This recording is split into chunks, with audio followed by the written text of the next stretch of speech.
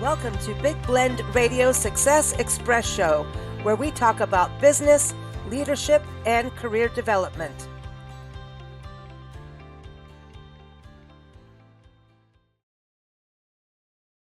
Welcome, everyone. Today on our Big Blend Radio Success Express Show, we're going to talk about different things you can do in your life, because life never stays as is.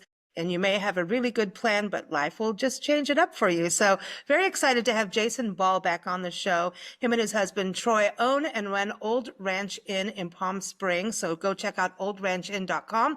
Links are all in the episode notes as always. So that's how we first met Jason, and talking about his inn. And he's got a wonderful career in LA. In the newsroom, you were working at KTLA, right, Jason?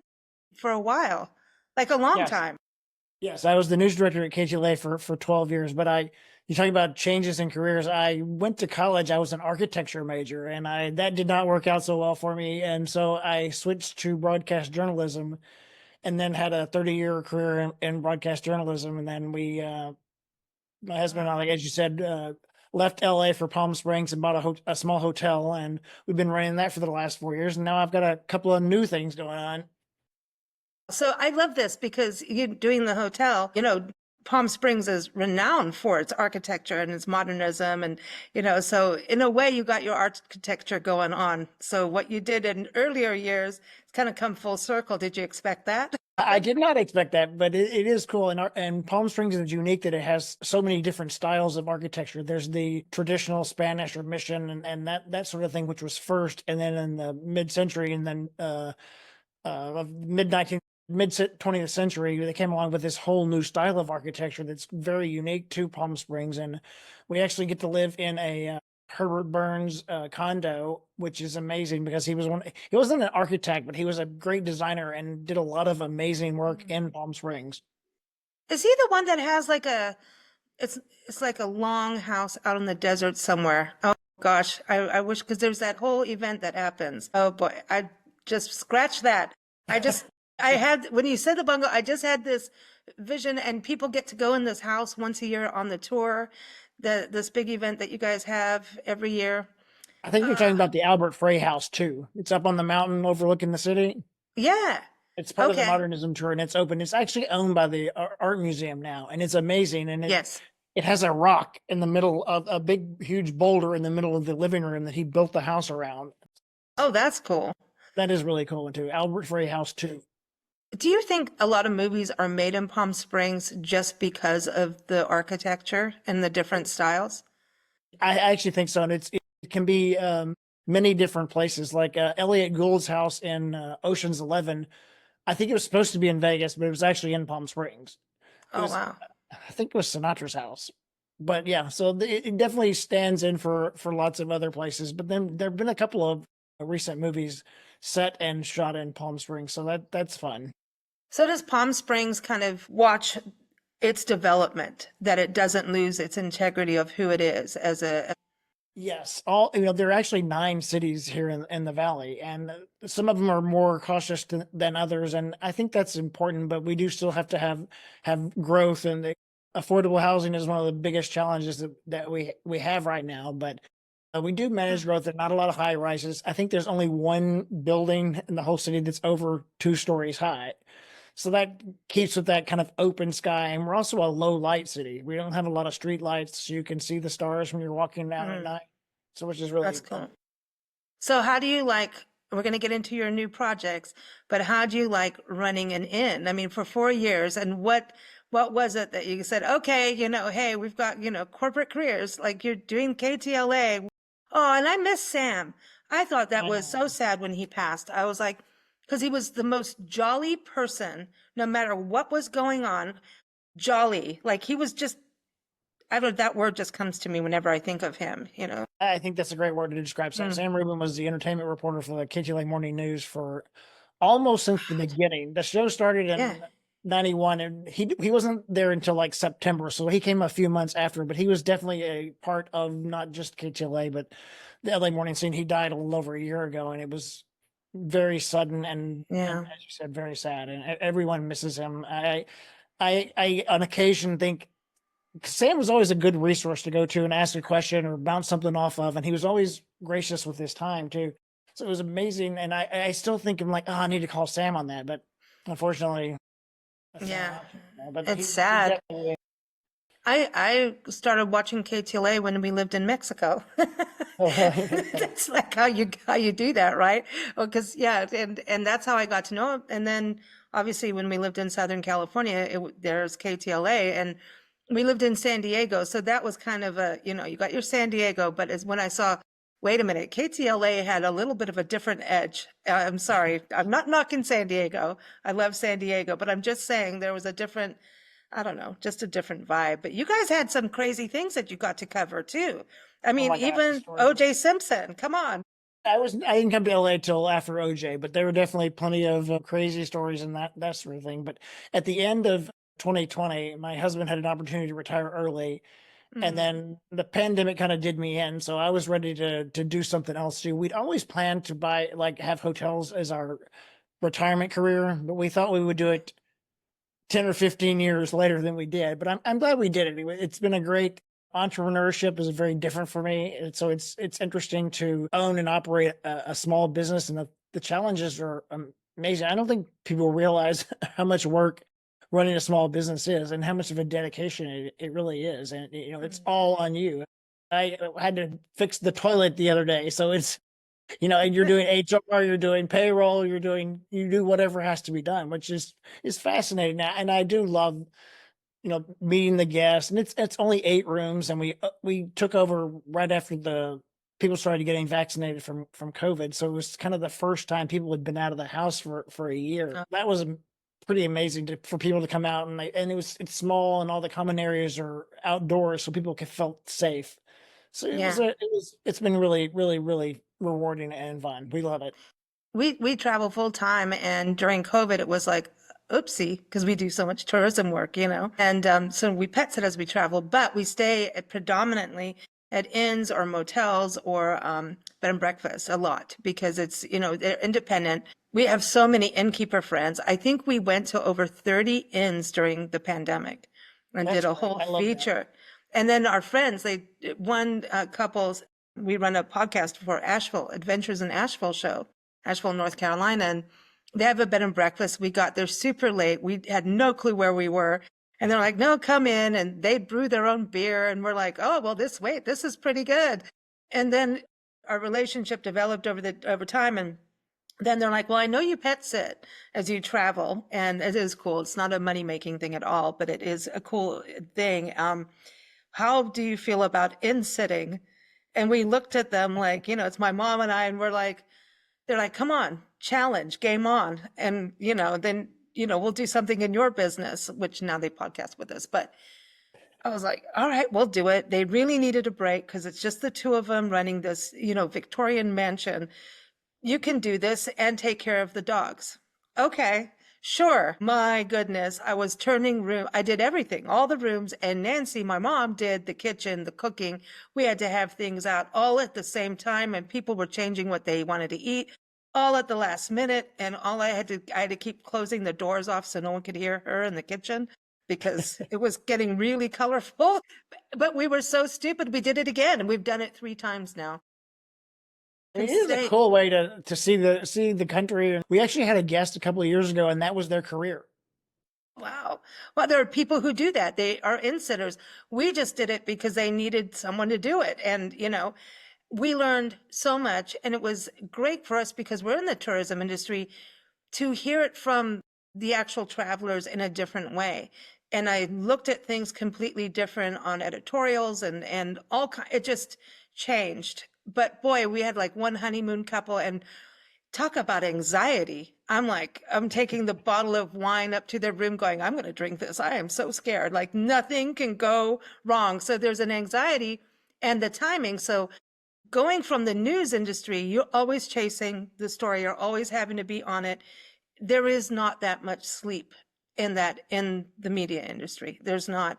So I don't think you get that much sleep either now, do you? From We're pretty lucky. We have very good guests. We run a very low key operations, very peaceful.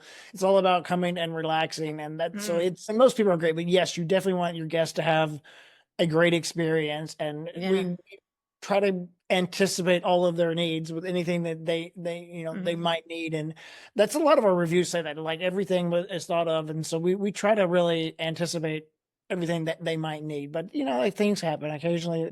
For the most part, people are just happy to be in Palm Springs and see the sun because we get a lot of people from obviously Canada and the Pacific Northwest, and they'll come Mm. in there. We haven't seen the sun in months, so they're just very happy to be there.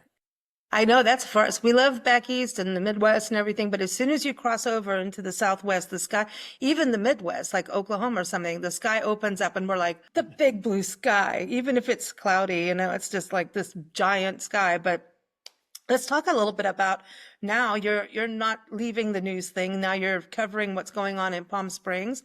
You have a podcast called Life After News. So what started the Life After News part of it? Because as far as I've heard, is it less than 100 for real investigative journalists left in America that There are are, hired? yeah, they're a fraction of the journalists that there were like 20 years ago. I think I can't remember exactly, but there were like 8 or 9,000 a few years ago, and now they're under three for the country. Don't quote me on that, but it's something like that. I can't remember exactly what it was, but it definitely is a challenge, especially a lot of people in kind of my generation, that Gen X crowd, or a lot of people are leaving because of burnout. A lot of people are leaving because of layoffs. So it is a challenge. But what I really wanted to point out is journalists should be proud of the work that they've done, even if they're not using those skills in the newsroom. Those skills are translatable to do other things, and I think you can do that. You just have to figure out how to do it and what your calling is, and that breaking news mode that you get into. There's nothing a journalist can't do, in my opinion. We work very hard, we work very fast, we're problem solvers. We get in and assess what's going on, figure out a solution, and do it, and then move on to the next thing. So I think those are valuable skills. We just have to Mm. figure out how to translate those into other industries.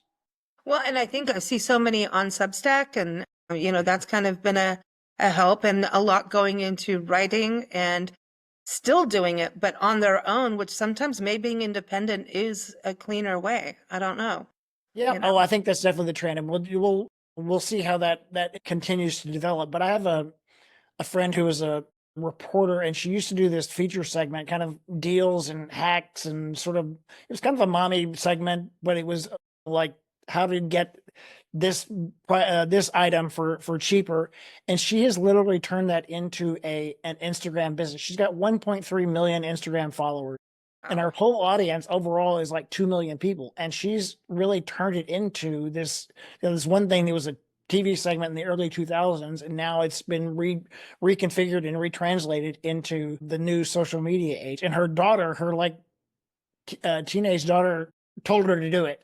She goes, it's called Laurified too. You can look it up, and her name is Laura, and Uh-huh. her kids called, why do we everything have to be Laurified? We're saying everything is Laurified, so they came up with a name for it too, and it's been hugely successful. Well, you see, that's the thing. You can change up. You've got to look at what you like too. That's the other thing, right? 100%. And I think this whole notion of we start at 18 and do this job or do this one career for the next 50 years, I just don't think that happens anymore. I think the boomers, a lot of those people stayed in those jobs because they had pensions. Well, now there's not really a lot of pensions around, so people don't feel you know Mm. that they have to keep doing this job, and they can reinvent themselves and change. But with layoffs too, sometimes you're forced to have to reinvent yourself. And I had another guest she has actually created a business helping other journalists like redo your resume, redo your LinkedIn profiles, and figure out the jobs. She's like got this whole list of job categories that work for journalists. So I think that was amazing too. I think it's a really fascinating era too because people can work remotely. I mean, the internet changed everything. I mean, for our industry, we started in South Africa when Nancy, my mom, started a magazine over there. I mean, we're back in the days of cut and paste. So we're feeling a little ancient these days. I'm just saying. And so we went from that when we started our magazine imprint in San Diego and had a website that well, she actually did that part. We were getting quotes that were outrageous. And we're like, we know we're going to work on it all the time. There's no way. If we have a website, there's not a once a month an update. No way. It's not happening. And this was pre-Google. And I remember going, because I was selling the advertising, and people would, oh, I just got a website. I paid like $5,000 or $10,000 or whatever they were doing. And they don't even put the domain name on their business card. So we had a section in our magazine called the Webifieds instead of the classifieds to drum it into people. You need to promote your website. Why did you pay for it? Hoping you're not going to get into the Netscape book. That's for the big people. So it's just like when you think about the evolution of media to now, where we've got things, we can run a news story on our phone. I mean, that's insane. It really is. Technology is remarkable, and it's as you know, there's you have a hosting site and you do it, and it sends it out to everybody. It's kind of remarkable that because there's so many different podcast venues or sites that it's all aggregated through. It is remarkable that I do everything myself. I record the show, I edit the show, I post the show, I do the social media, but it's manageable. I use chat. I'll be honest, I use ChatGPT to help with social posts Yeah. and with brainstorming for ideas, and I think it's actually remarkable. I think AI is not going away, so you may as well embrace it, figure out how to use it to help you. And it's great for graphics, and canva.com is great for graphics and building things too. So I've learned so much I've been doing this for a little over 2 months, and I've learned so much. But it's so fun and creative. And I love that you're really also focusing on Palm Springs with the Desert Dispatch, your newsletter, that you're doing that because it felt like somebody needs to cover it all. Like it needs like a very strong, you need to, yeah, and go beyond. You know what I So the mean? Desert Dispatch is a monthly newsletter that we created, and it's a lot of lifestyle, but it definitely has a news section, and we focus on I say it's for people who live in Palm Springs and people who love Palm Springs, because it's even if you're not coming in the next few months, people have this certain affinity for it. If you've been here, because people come back over and over again. And if you have an affinity for it, you want to know what's going on in town or learn something new, or, oh, the next time I go, I want to do this. Like there's a new surf club. Who would think you could surf in the desert, but there's a surf club. You can go surfing now, and they have a lazy river in the summer. They're doing night swims. So there's all these different fun and unique things too. Well, I think that helps people when they make choices to move somewhere too. It's like, how are they doing things? Or, hey, we've never been to Palm Springs in the summer. Maybe we'll go check it out and do something different. It's like our European friends go, so why not? But I'm huge about that and giving something consistently too. That's the other thing. And you understand the consistency has to be there. So that's monthly, and it's all email, right? So people can get it in their email box. It's so interesting too. Who thought in 2025 we would be doing email newsletters? But it's the reason I actually thought of it was someone had posted something on LinkedIn about newsletters. I'm like, oh, that's interesting, because the first thing I do every morning, I read the New York Times newsletter and the Palm Springs Post newsletter every morning. And I thought, oh, that's interesting. I didn't even realize that I was doing it as part of it. And then a friend of mine started one about California politics. And I just called her one day. Wow. I'm like, can I pick your brain about this? And we just had a hour conversation about newsletters and how she does it. And honestly, what we both like about it is traditionally we're newscast producers. We both grew up producing newscasts, and it's kind of similar to that, because you have to pick your stories and you put them in your order, like how you want them to be consumed, and then you write them and produce different elements for it. So it's kind of really back to the roots of what I was trained at as a 20 something, 30 something year old newscast producer. Well, it's interesting, yeah, because people carry on about SEO and Google and everything. And if you look at how Google and all the search engines work, it's the same things of how to write a decent article.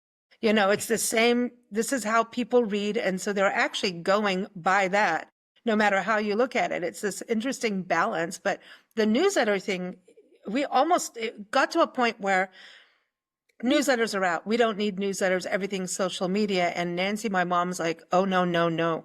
And I've learned, because I got hacked and we lost all of our social media because I was stupid and had things all connected. When Facebook says connect your Instagram to your Facebook, do not do that. No, they gave all our Facebook groups to other people. I mean, it was a mess. But as soon as the election was over, suddenly I was back able to start all over again on Facebook and Instagram. Isn't that funny? I didn't do anything political, I swear. A whole bunch of travel writers, all of us got in trouble for some reason. Very weird to me. I don't know if it's, I don't know. But anyway, Nancy turned out to be very right. Yeah, She's right. always listen And to mom. yeah, I always listen to mom. Oh, no, she's sitting right there. Oh boy, it's not going to fix anything today. But anyway, no, but the reality is you can't always guarantee that anyone's going to see everything on social media. It's not a guarantee as much. It's huge, absolutely. But I remember everyone's like, oh, newsletters are out. No one's doing them. You can do everything on social media. Well, now newsletters are starting to kind of take over social media. And that is how we grew. I mean, we've been going since 97 and we've done different iterations from being The Blend in San Diego, a newsprint news like magazine, to now like it's 40 podcast channels and gazillions of magazines and all digital and global. So it's like, we kept our audience by doing our newsletter. If it wasn't for the newsletter, I don't know if we would have made it through all the different iterations. That's as we go. amazing. But I think what you just said is the only way is the truth, and what you just have to keep evolving and keep changing and keep figuring out what's next and keep it moving. Yeah, who knew we would do podcasts? Congratulations. Well, thank you. We're Big Blend Radio because Nancy didn't like the word podcast. She goes, it sounds like we're going to be an alien in a pod. She's not wrong there either. Listen to mom. She's not. No, she's not. Okay, so she's winning today. So yeah, so tell us about the podcast. So you're interviewing people that have been in the news industry? Yeah. So yes, the first generation of this is definitely going to be people who have transitioned out of news and into something else. I mean, some of the people have retired and kind of moved on. We're just tell kind of old fun war stories. But I've got Carlos Amezcua, who was the morning news anchor for many years at KTLA. He and his daughter have their own digital platform now where they're producing content. And it's an app. And if you have a smart TV, you can download it onto your TV and easy, and it's free. And it's got actually quite good content on it. So there's that. There's an anchor out of Phoenix who it was an artist, and he felt this calling to create this art therapy program, and it's being used now in the Arizona prison system to reduce recidivism rates. It's kind of remarkable. And then kind of one of my favorite is Tamsin Fidel from New York. She was at KPIX for many years. She had a menopause symptom happen on the air. And a few years later, she quit her job and wrote a book about menopause, a best-selling New York Times book about menopause, produced a documentary on PBS about menopause. And now she is like crusading to change the way menopause is treated, the way it's kind of getting rid of that whole taboo on it. And so she's been hugely successful with that. Well, and I see that also with journalists going into documentary work, which I think that's been a savior. We were talking about this with journalists. I said, no, well, journalists now, they're writing a book. They're able to go and do something really deep without being cut, and do a book, or they're doing documentaries. What do you think? I think that the whole barrier to entry has lowered so much. You don't have to have an FCC license to broadcast anymore. You don't have to have all this infrastructure because, I mean, honestly, you can do so much with this little device we carry around in our hands or our phones because it's just, you can shoot on it. The expense is so much lower than it used to be. If you could figure out a way to get your story, find a good story and figure out how a way to tell it. And I think the audience will find you. Yeah, there's ways to monetize. I mean, there's comedians are able to podcasts are their perfect platform, that's. And as you know, I don't think you get all your revenue from one source anymore. You're going to get a little from this place and a little from this place and a little from that place. Yeah. And, you have to be very realistic how you're going to make it work, and it is true. I think the days of everything, putting all your eggs in one basket is very much over. I think many people have more than one hustle, if you want to use that word, the side hustles. I'm like, well, everything I do is a multiple side hustles. They're all a bunch of hustles, but I think that's a good thing because, like when I look at what happened during the pandemic and we do so much on travel and tourism, but we have one whole entity, which is parks and travel and documenting parks and public lands, which was great, by the way, during COVID, because we went everywhere and there was no one there. But if we were just tourism, our business would have really been on shaky ground.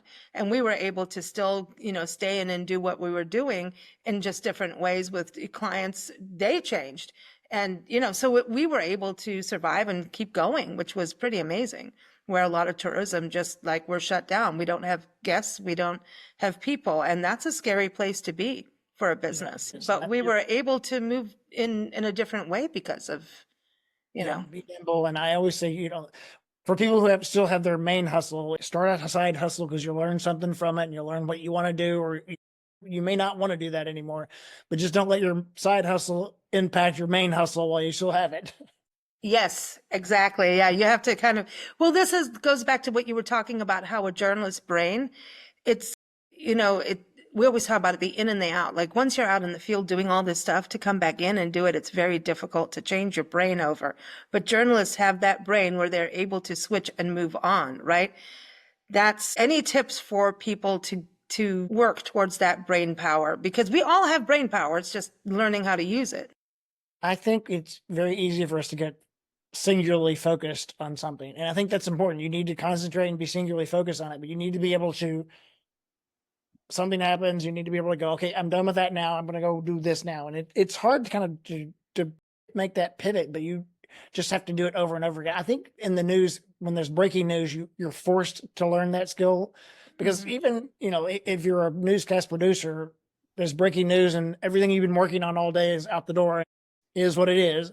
Or if you're a reporter and you're on this story and then something happens and you get moved to a different story. So you really have to learn that. And maybe it's an exercise where you just, you plan your day that way. I'm going to do this for 2 hours. I'm going to do that for 2 hours. And then I'm going to move on to the, to something else. That gives you variety. Yeah. Well, I think you're really right about the brain, having to make those transitions. As a musician and a performer, every time you did something live, you always knew at the back of your head, oh God, everything's done, the sound check is done, and something's coming. It's like a love-hate relationship, because it's kind of checking out what you're going to do. And so I see that even like when we were live for many years, podcasting wise, it's insane. We were using phones on Blog Talk Radio, actual phones, dial phones, because cell phones were horrible. So we were always telling people, use a landline. I can't believe this. Phones and the internet to do podcasts and be live. What could go wrong? We had all kinds of weird things, people hacking, all kinds of crazy people calling us, the Soggy Bottom Boys called us and would harass a chef that we had. I mean, it was fun. But so those kinds of things happen. I remember we had a friend that was sitting in on some podcasts, a musician, and everything went to hell. And we were live on location. Everything went to hell. This place was haunted, I swear. And I was having to move. It was a haunted gallery. And I'm moving from place to place, running with my computer to make this work, and a phone. And I made all kinds of weird phone contraptions. I cannot even explain it. And he's like, I would have absolutely just frozen and stopped. I would never have been able to do it. I'm like, but you're a musician. You have to keep going. The show must always go on. And that's in life. So that, it seems you've taken that principle of the show must go on. It just may be, a different light bulb today.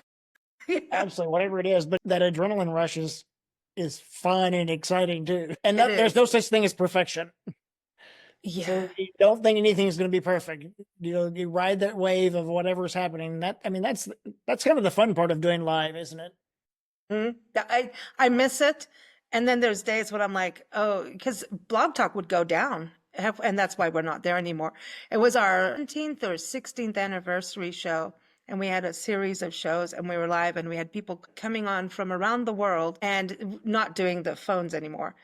And this thing went down and nobody answered me for 72 hours. And they're like, have you tried this? Clean your cache. And I'm like, I'm going to lose my bananas now. I'm going to lose it. And I was like, that's it. We're done. We're out, but it was always exciting until that happened. And so many of those happened that it kind of, you had to just, get on it. Well, you want stable technology, that's for sure. You definitely, and I think the technology has gotten so much better now too. I don't think there are as many of those sorts of issues anymore. But No, no, no. And you can use so many different platforms. So yeah, I mean, are you enjoying this now, getting people in? Are they coming to you? Are you able to record from anywhere? right now I'm doing everything remotely. I think I like that because it does give me access to people kind of anywhere, all over the Anywhere. world. But I've had a lot of LA, a lot of Arizona, New York. I've had people from Chicago, so Mm, I've had a good mix of people, and I think being remote is the way to do it yeah. because, as you know, you can talk to anybody anywhere at any time. Yeah. Yeah. You don't have to get in your car. Yeah. That's, I love it. I was going to say too, so with the Desert Dispatch, how do people get that so they can sign up? But I'm sure that's great for your guests at the inn as well. Yes.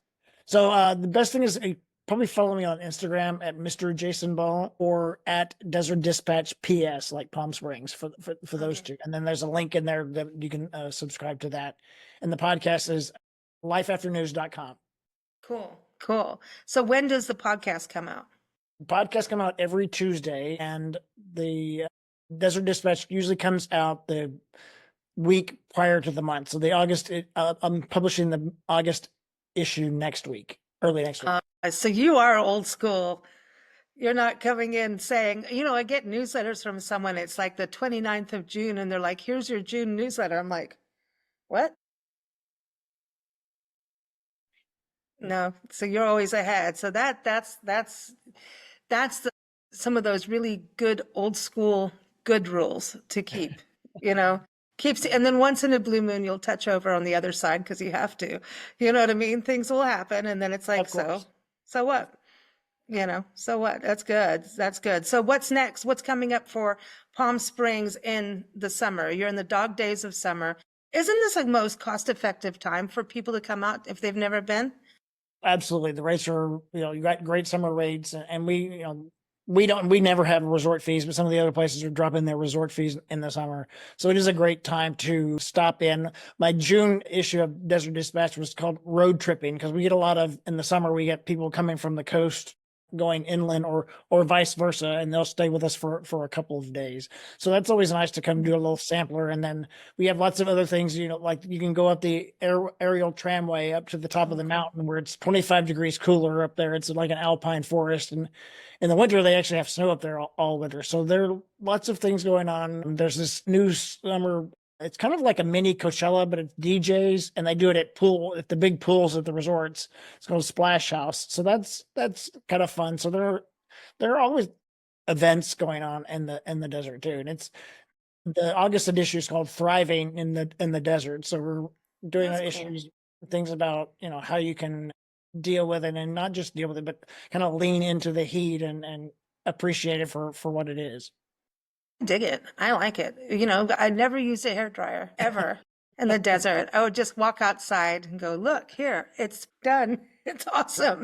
It's It's awesome. But true. there's so much in the whole region too. When you think about, not just Palm Springs proper, but the whole area for people to explore. And so I think it's cool. And then the art and all that. But what got you into the news media world?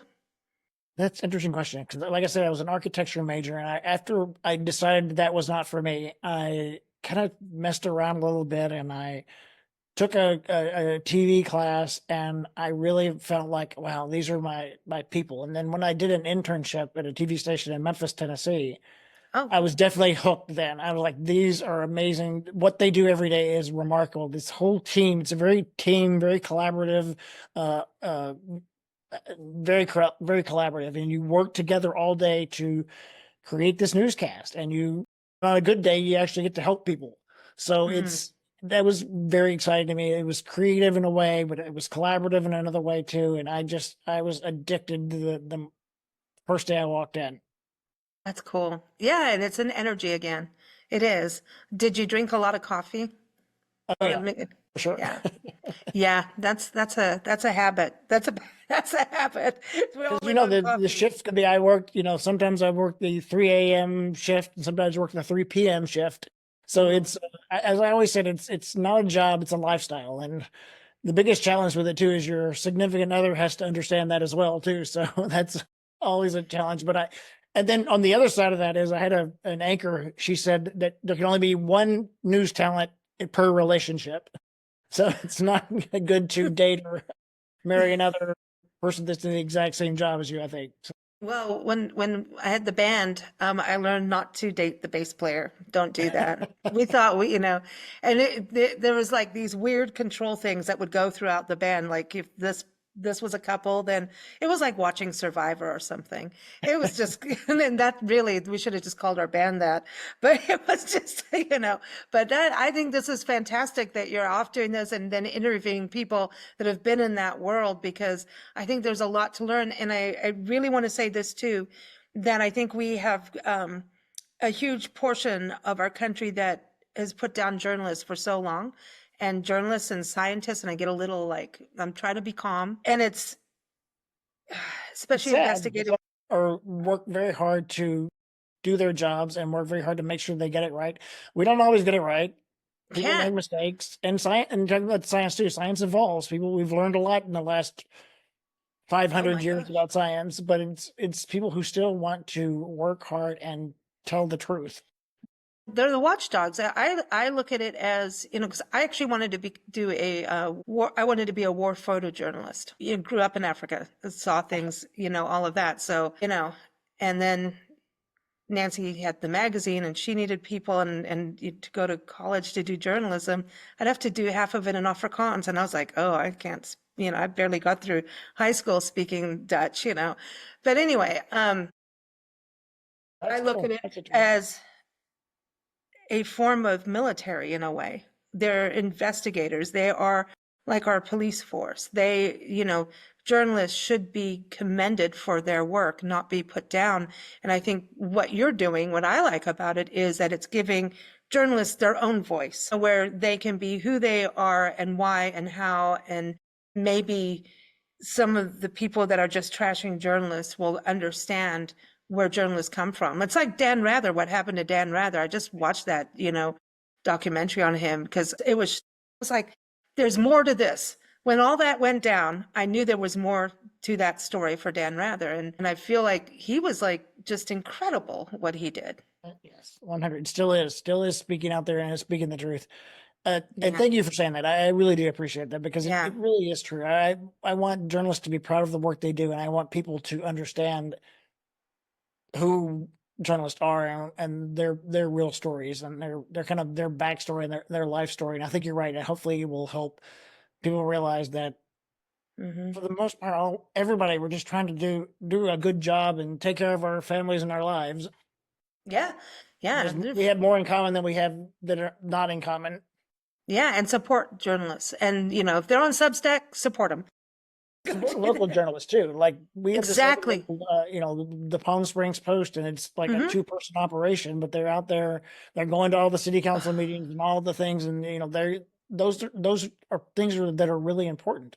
School board Hmm. meetings are important. The people are covering those and really are that micro, that hyper local journalism is find the online newspaper that's in your community and support them. Many of them are nonprofits now, so make a donation if you can, whatever you can that helps them, or support them in any way you can. Yeah. All our public broadcasting. That's Yes. another, when we look at that right now, and it's, you listen, I was just in the cartoon, I was hearing, you know, fundraising for out here in the Kansas City area. And the one girl I could hear, she's like, they're fundraising. And at the same time, let's all get this, we'll make this work. And then you can hear in her voice that she's like, am I out tomorrow? Kind of Mhm. thing. And so now journalists are now being fundraisers instead of going to get a story that we really need to know. It's a definitely an interesting world. We'll see how that kind of nonprofit idea of the journalism or philanthropic journalism and supporting that is. We'll see how that continues to evolve too. Yeah, I mean, it could be a new era that is positive. You never know, you know? You never know. Well, thank you. It's been fun having you on the show. We've talked about a whole bunch of different things. You made me go back in my past there a little bit too. We're all feeling so much younger now, right, Jason? Yes. Yeah, that was fun. We covered a lot of ground. I appreciate it, and Uh-huh. congratulations on your success. You and Nancy Oh, are doing thank you. amazing work. We're a little crazy, but I'm very excited for what you're doing. And everyone, Life After News and the Desert Dispatch, and go to the Old Ranch Inn in Palm Springs. So all the links are in the episode notes. So check that out. Thank you. And listen, go and sit in the pool for us, okay? All right, we'll do. Thanks. Take care. Thank you for listening to Big Blend Radio Success Express Show. This show is brought to you by Big Blend Magazines. You can keep up with us at bigblendradio.com and check out our magazines at blendradioandtv.com.